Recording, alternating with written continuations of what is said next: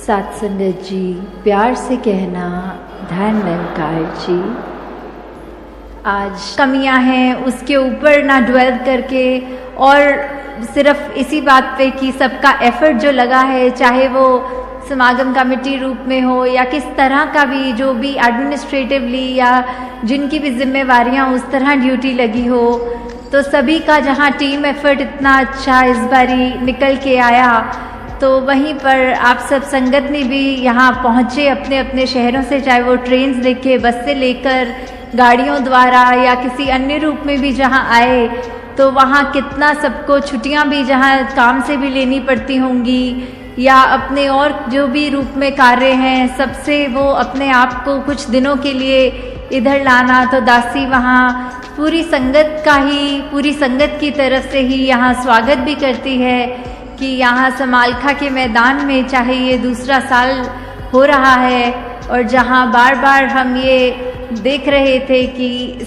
ये रूप भी जो है, ये चाहे दिल्ली में सत्संग पहले समागम रूप ऐसे होते थे, अब ये इधर भी जो 72nd संत निरंकारी समागम का आज हम जो रूप हैं, तो वही बात दासी को फिर से याद आ रही है जो 2-3 दिन पहले सत्संग में आपके चरणों में रखने का अवसर मिला कि ये समागम तो सिर्फ ये रूह और परमात्मा का मिलन है और जब जब ये मिलते हैं तब समागम होता है।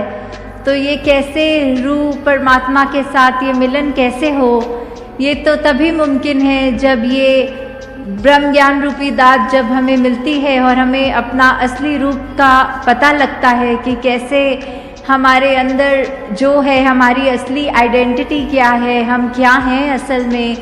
तो जब वो पता लगता है तो उसके ऊपर उस ब्रह्म ज्ञान को अपने मन में टिकाने के लिए सिर्फ वो सेल्फलेस होकर ही हम पॉसिबल कर सकते हैं कि हम ब्रह्म ज्ञान को अपने मन में तब तक ही रोक सकते हैं जब हमारे अंदर वो अहंकार की भावना नहीं है, जब हमने अपने आप को ही मिटा दिया सिर्फ उसके लिए कि हम जब हैं ही कुछ नहीं, ये तन मन धन सब निरंकार नहीं दिया है हमें, तो उसका सदुपयोग ही हमें करना है। और जो अगर हम शरीर ही नहीं, तो फिर ये कैसा हमारा मान या कुछ कि हम कुछ भी सोचें कि हमने ऐसा किया वैसा नहीं।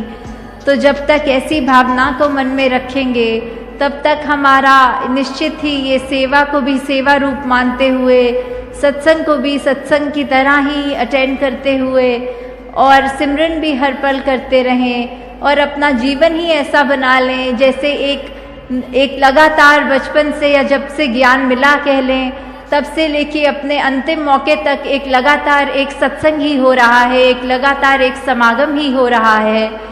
तो जहाँ मिशन का बार बार आज भी जिक्र सुना कि ये जो 90 वर्षों की यात्रा है, ये सत्य जो है, ये निरंकार जो है, ये तो युगों युगों से कायम दायम है। ये तो जब ये ब्रह्मांड नहीं था तब से है और जब ये ब्रह्मांड खत्म हो जाएगा तब भी रहेगा। तो फिर ये आज ऐसा क्या है जो हम बार बार 90 वर्षों से दोहरा रहे हैं, जो संदेश, वो यही बात है कि अपने असली पहचान कर लें। हम सिर्फ एक शरीर नहीं, ये जान लें और कैसे हर एक में हम ऐसे देखें, जब उनकी ओर देखें कि हम आईना ही देख रहे हैं, हमारी ही शक्ल हर एक में है। जहाँ हम फिर किसी से भेदभाव, वो एक गंदी भावना के साथ दूसरे को ना देखें, कोई छोटी दृष्टि से किसी को ना देखें, चाहे वो कहीं भी रहते हों, कैसा भी खान पान या कल्चर उनका हो, सिर्फ अपना जैसा ही उनको मानकर वही सम्मान जो हम अपने नज़र में खुद को देते हैं, वही खुद ब खुद बाकी पूरे विश्व के एक एक इंसान जिसको हम जानते हैं उसको भी और जिसको नहीं जानते उसको भी तभी दे पाएंगे जब ये रमज़ की समझ आ जाएगी कि ये निरंकार ही हम में भी है और बाकी सब में भी है। क्योंकि यही एक बात सत्य है जो मिशन है। मिशन क्या है हमारा? ये यही है कि Sant Nirankari mission is equal to Brahm Gyan, और जब ब्रह्म ज्ञान क्या है वो सत्य ही है। तो ऐसी सत्य जो किसी सिचुएशन के साथ नहीं बदलता, पर वो सत्य एक कांस्टेंट रूप में रहता है, चाहे कितना भी उथल पुथल हमारे जीवन में हो या संसार में हो, वो सत्य तो सत्य ही है, वो किसी फैक्टर से फर्क नहीं उसमें आता। तो जब ऐसा हम जीते जी अपने जीवन काल में ऐसे सत्य का बोध ले लें तो ही हमारा उतना ही जीना सफल है जितना हमने इस रोशनी में, सच की लाइट में रहकर जिया है। क्योंकि जैसे हम अगर वो भी देखें कि अगर कोई चीज़ हमें जिसकी आवश्यकता है वो चाहे पुरानी हो नई हो उससे फ़र्क नहीं पड़ता, अगर हमारा संवरना है तो वो चीज़ बस हमें टाइमली मिल जाए। कि वो नॉलेज अगर हम कोई ढूंढ रहे हैं, that knowledge doesn't need to be new to be helpful, but it only has to be timely. कि कहीं हमारा समय निकल गया, ये जीवन काल ख़त्म हो गया, तो उसके बाद हमारे को ये अपनी आप की पहचान नहीं हो सकती, इस परमात्मा की पहचान नहीं हो सकती।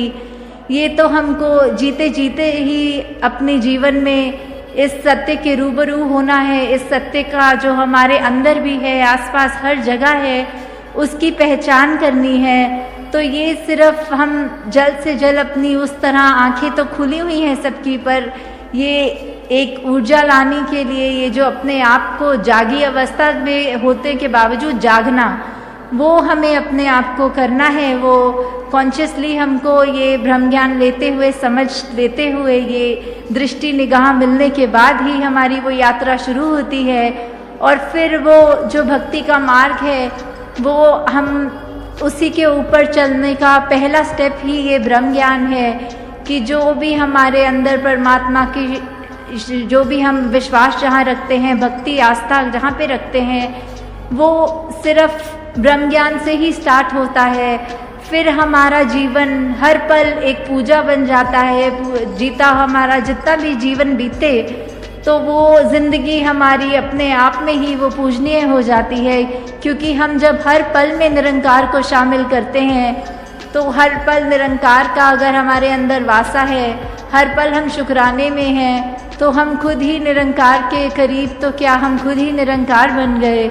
तो ऐसा जब हम करें तो हमारी ज़िंदगी में और भी वो सब सुख के साथ साथ, सिर्फ अगर देखा जाए कि ये दुनियावी सुख दुख तो सिर्फ तब तक ही हमारे साथ है जब तक ये शरीर है, पर हम एक ये ब्लिस की जो बात होती है, ये जो हैप्पीनेस, एक एवरलास्टिंग जो ब्लिस है, आनंद की अवस्था, वो खुशी से भी ऊपर की अवस्था। कि खुशी और दुख तो एक पहलू हो गए, पर खुशी से भी ऊपर उठ के जो ये आनंद है, इसको हर समय हमें सहज भाव में जीवन जीते हुए ब्रह्म ज्ञान और ये निरंकार का आसरा लेते हुए जब जीना है, तो ही वो सहज अवस्था बनी रहेगी, हमारे अंदर वो दास भावना बनती रहेगी। तो हर पल जहाँ हम अपने जीवन को उस रूप में तो जिए ही जिए, पर साथ में ये भी याद रखें कि हम कोई चीज़ को भी अगर हम कर रहे हैं नियमित रूप से, चाहे वो सिमरन की बात हो, सेवा की, या हम मिशन में देखते हैं कि हमारा फोकस चरणामृत की ओर रहता है, एक दूसरे को पहला निवाला अपनी प्लेट का पहला भोग रूप देते हैं, तो वो हमारा सिर्फ तब तक ही हो कि हम लंगर में बैठे हैं तो हमने अपने साथ वाले बैठे महात्मा को भोग लगा दिया। पर ये तो हमारा हमेशा के लिए ये लाइफ का लाइफस्टाइल बन जाना चाहिए। चाहे फिर हमें ये नहीं देखना कि सामने वाला एक निरंकारी मिशन के अंदर है कि नहीं, या कहीं और आस्था रखते हैं, पर वही बात कि हमें सिर्फ अपने नज़रिए पे फोकस करना है। हमें सिर्फ खुद से ये क्लैरिटी रखते हुए कि परमात्मा हर एक में है, तो फिर ऐसे कार्य जब करने हैं तो फिर वो एक रिचुअल नहीं बनते, फिर वो एक सिर्फ ऐसे नहीं बनते कि एक हम ऑटो पायलट में ही करी जा रहे हैं कोई कार्य को, उसके पीछे का भाव भूल गए, या सिर्फ कि एक ये रूटीन बन गई, एक आदत बन गई, तो बस वो चलते चलते हर दिन ऐसा होता है तो वैसा ही होता रहे। तो जब जब हम ये चेतनता अपने अंदर रख के वो एहसास, वो भाव मन में रखेंगे, तभी तक वो सारे कार्य भी हमको उस रूप में हमारे लिए आशीर्वाद बनते रहेंगे। और आज जहाँ ये 90 वर्षों की यात्रा का भी बार बार जिक्र सत्संग में भी सुना, तो अगर सिर्फ ये भी हम देखें कि कैसे बाबा बूटा सिंह जी द्वारा जब ये संत निरंकारी मिशन की उन्होंने जो ये नींव रखी, तो वो समय कैसा होता होगा इतना वो मुश्किल दौर, वो कितनी डिफ़िकल्टीज़ उस समय रहनी, कोई उस तरह आज तो मॉडर्न डे है, हमें कहीं ट्रैवल भी करना होता है तो इतनी सहूलत होती है। उस समय तो सिर्फ वो पैदल ज़्यादातर या साइकिल का ही रूप होता होगा। कैसे दूर दूर उस समय भी प्रचार करना, जब बहुत ही वो पाबंदियां भी कह लें, या फिर वो दौर इतना मुश्किल कि हर एक के सोच विचार थोड़े अगर अलग होना, वो कष्ट सहते हुए भी उनको ये एक अपने अंदर का ये जज्बा उनका इतना दृढ़, ये डिटर्मिनेशन उनकी कि अगर उन्होंने ये माना कि अगर एक प्यासे को प्यास लगी हो और पानी मिल जाए तो वो खुद भी कितना खुश होता है, वो कितना शुक्र करता है, और वो ये भी चाहता है कि ये पानी जितने भी प्यासे हैं सब तक पहुंचाया जाए। तो उस समय वो इतनी विपरीत भावनाएं जब थी तो भी उन्होंने वो उस का एक मोमेंट को ऐसे देखा कि चाहे वो कष्ट अपने ऊपर लेते थे फिर भी वो हर एक उस प्यासे के पास ये ब्रह्म ज्ञान रूपी पानी लेकर गए कि वो उस तरह भी हर एक के लिए जीवन सिर्फ उन्होंने यही लगाया कि जहाँ मेरा जीवन संवरा है, जितने भी और संवरा सकें तो सभी तक वो ब्रह्म ज्ञान लेके जाया जा सके। वहीं हम अगर बाबा अवतार सिंह जी की भी बात करते हैं तो फिर ये बीड़ा जब उन्होंने उठाया तो जहाँ हमारे पास ये अवतार वाणी रूपी तो दात उन्होंने बख्शी, जो हम इतने सरल भाषा में भी हम आज की डेट में भी अगर हम वो पढ़ते हैं सिंपल लगती है कि ये इतनी बेसिक बातें हैं जो हमें अपने जीवन में, चाहे वो ह्यूमन वैल्यूज़ की बात हो, चाहे वो फिर और कोई भी हमारे जीवन का पहलू ऐसे पकड़ लें कि एक एक शब्द जो अवतार वाणी का है उसमें ऐसा देखें कि जो हमारे पहलू हैं वो इतने खूबसूरत, इतने रेलेवेंट आज की भी टाइम पे हैं कि हम कैसे ये नहीं कह सकते कि अभी हम अगर वो पढ़ेंगे तो हमें लगेगा एक एक बात हमारे मन की ही उसमें लिखी है। तो जहाँ उनकी इतनी बड़ी एक ये अवतार वाणी की तो दान रहा हमारे जीवन के अंदर, वहीं साथ में फिर उन्होंने एक और भी जो पहलू रखा कि आगे अगर वो माता बुद्धवंती जी के साथ भी अगर वो जीवन का उनका रहा तो उसमें भी एक दासी ये पुस्तक पढ़ रही थी जो बुद्धवंती जी के ऊपर है, तो दासी उसी का एक विचार का हिस्सा है उसमें। तो वो दासी आप सबके चरणों में रखना चाहेगी कि कैसे बुद्धवंती जी के पास जब आए एक महात्मा, एक बहन आई और कहा कि एक हमारा बच्चा थोड़ा सा ठीक नहीं है तो ये चरणामृत रूप मुझे बाबा जी का पिलाना है। तो माता जी ने उनको समझाते हुए जहाँ ये तो समझाया कि आपके घर में तो सभी ब्रह्मज्ञानी हैं, तो सिर्फ ये उसको अंधविश्वास की तरह ना लें कि सिर्फ बाबा जी का ही चरणामृत ठीक कर सकता है। नहीं, ये तो किसी भी शरीर जिसके अंदर ये ब्रह्म ज्ञान का वासा है, किसी भी शरीर का चरणामृत पिला दें तो वो आपके मन के भाव पूरे हो जाएंगे। उसके लिए इतना ये समय वेस्ट करके इतनी दूर भवन तक आने की ज़रूरत नहीं थी। और फिर उन्होंने जो बाबा अवतार सिंह जी के विचार उस बहन तक रखे, वो दासी पढ़ के सुनाना चाहेगी। जिनका गुरु पूरा होता है उनकी संत भी पूरे होते हैं। इसलिए मैं कहता हूँ कि मेरे पास आने की बजाय अपनी मांगे इन संतों से ही पूरी कर लीजिए। संसारिक पदार्थ चाहें या संसारिक दुख को दूर करना हो तो भी इन संतों के चरण धोकर पिएं, सारे कार्य ठीक हो जाएंगे। तो कैसे उस समय भी चाहे बाबा अवतार सिंह जी खुद सद्गुरु रूप होके भी एक ये नहीं दिखाना चाह रहे थे कि वो खुद सद्गुरु हैं तो वो श्रेष्ठ हो गए। उन्होंने पूरी सत्संग के अंदर ये वो जो भाव डाला कि जो संगत है वही प्रधान है, वही महान है। तो उन्होंने अपनी वाली शक्तियाँ भी इस सत्संग के साथ साझी करी। यही कहा कि अगर मेरे शरीर का वो महत्व उतना नहीं है जितना इस सत्संग के एक एक जो भी आते हैं जन उनका है, तो कैसे ये सिर्फ चरणामृत भी बात लें तो सिर्फ श्रद्धा की ही बात है। तो उस ब्रह्म ज्ञानी महात्मा का जब पिला लिया जाए तो भी कार्य उतना ही होना है जितना सद्गुरु के शरीर के चरणों का बना चरणामृत हो। तो जहाँ इतनी बड़ी शिक्षा हमें वहाँ इस घटना से भी मिल रही है। आगे दासी अब समय की पाबंदी के कारण और शब्द नहीं यूज़ करना चाहती, बाकी आने वाले दिनों में भी दासी को बहुत मौका मिलेगा, समय मिलेगा आपके चरणों में अपने मन के भाव रखने के लिए। तो फिर जहाँ आप इतने सुबह से ही पंक्तियों में लगे, टाइम इतना लगाकर, और सब अपने दूर दूर भी घरों से आए हैं, कोई एक दिन समय भी निकाल पाया तो एक दिन के लिए ही समागम आया, जो जितना है सभी का परवान, जो अभी इस टाइम लाइव इंटरनेट पे भी देख रहे हैं या किसी कारण वो नहीं भी देख पाए और उनका मन भी था आने का पर नहीं भी आ पाए, तो दातार सभी पे कृपा करे कि यहाँ से हम जो आए हैं वो तो अपनी झोलियाँ, एक एक गुण, एक ऐसे जो यहाँ एक एक भक्त के मुंह से आज निकले। कितनी चीज़ तो हमने चाहे दिन में अनेकों थॉट सोचे भी, अगर हम गिनती करने आए तो आधे से ज़्यादा तो कॉन्शियसली याद भी नहीं होंगे क्या क्या आज सोच लिया। तो बात वही कि क्या चीज़ को अपनानी है और कितनी देर के लिए अपनानी है। कुछ तो संत महात्मा किस पल में ऐसे अनमोल बात बोल देते हैं जो वाकई ही सुन के लगता है कि ये तो जीवन परिवर्तित करने वाली बात है, और वो वाकई ही बात जीवन भर के लिए टिक जाती है।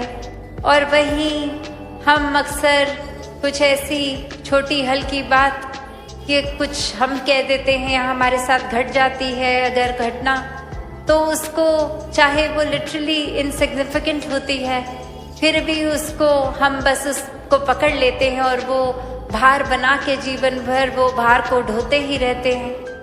तो यहाँ वही बात कि कैसे हम अगर कुछ कर भी रहे हैं तो वो शुरुआत कहाँ से हुई, वो हमारे अंदर से ही शुरुआत हुई।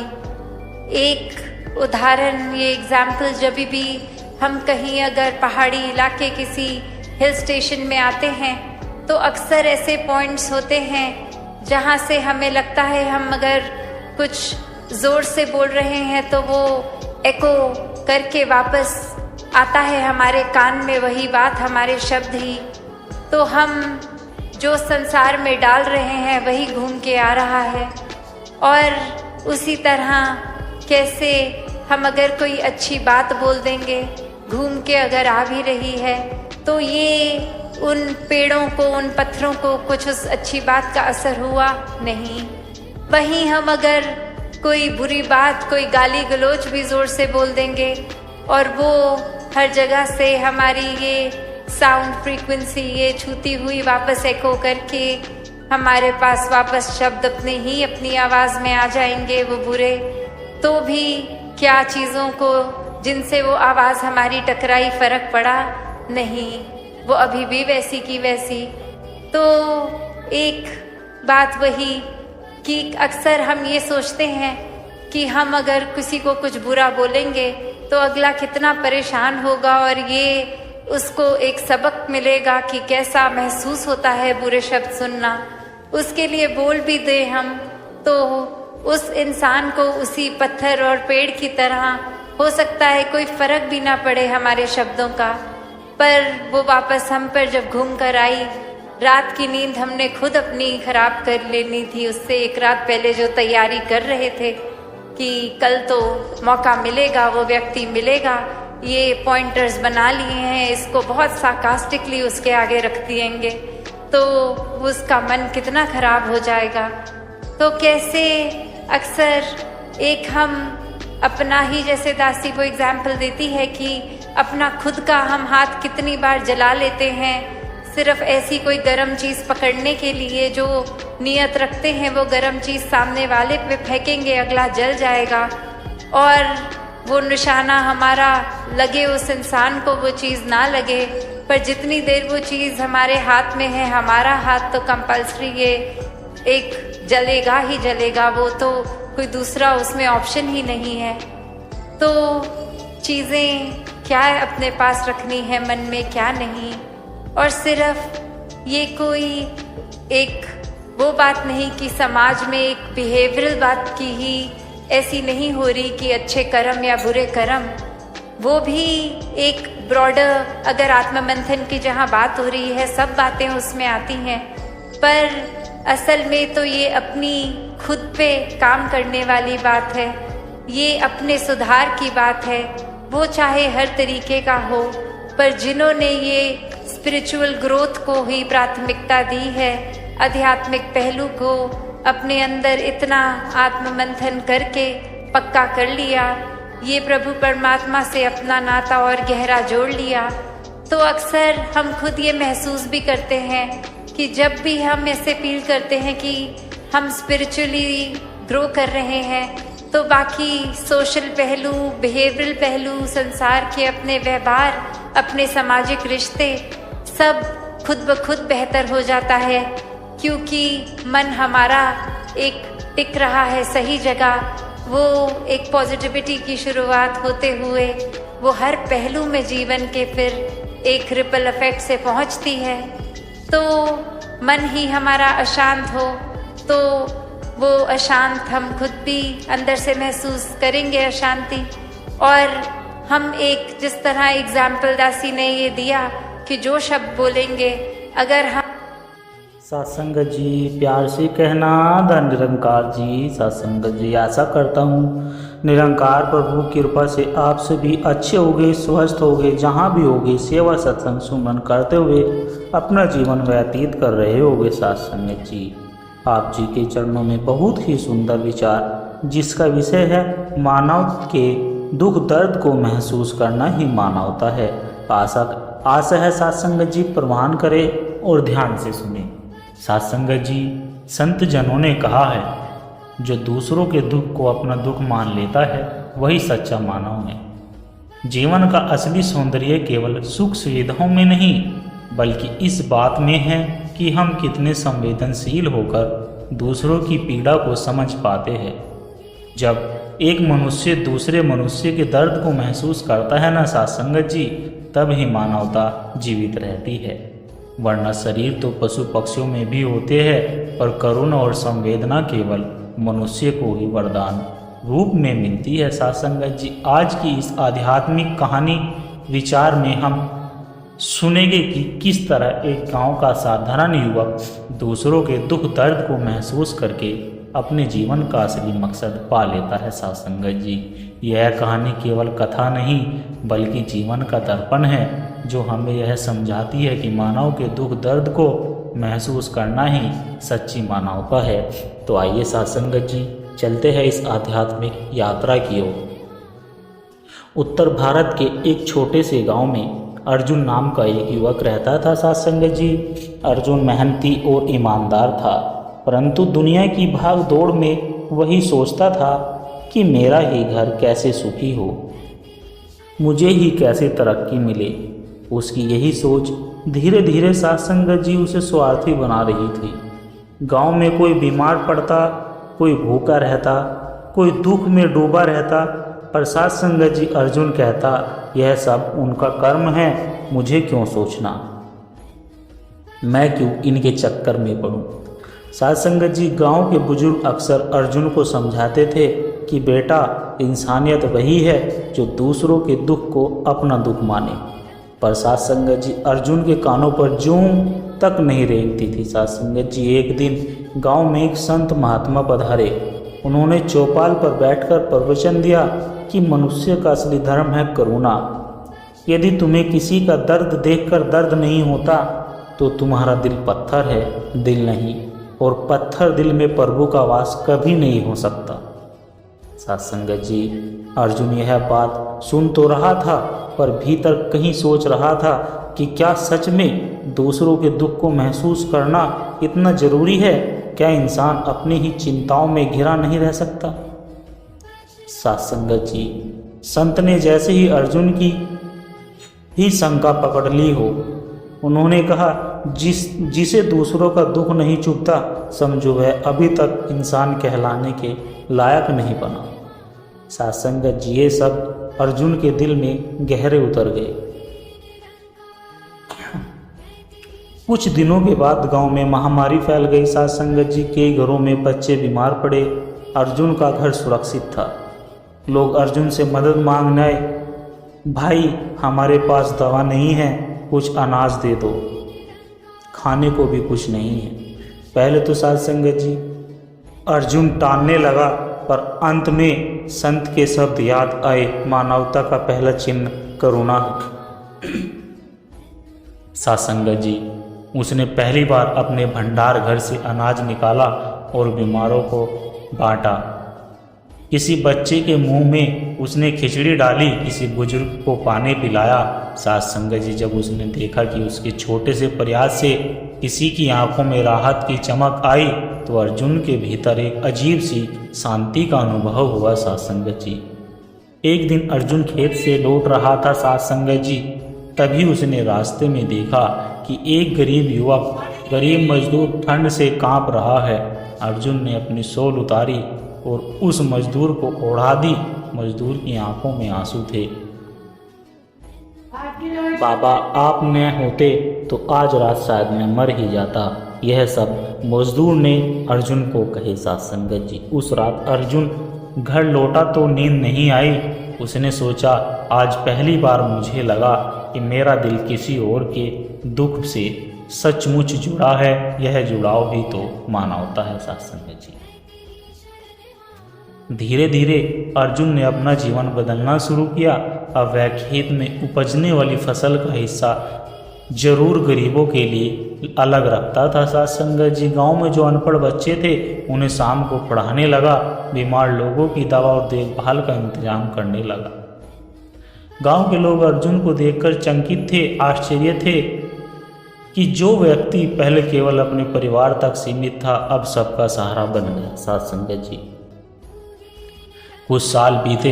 अर्जुन एक संत के पास पहुंचा और बोला कि गुरुदेव अब मैं समझ गया कि जब तक दूसरों के दुख को अपना दुख नहीं मानते तब तक जीवन अधूरा है।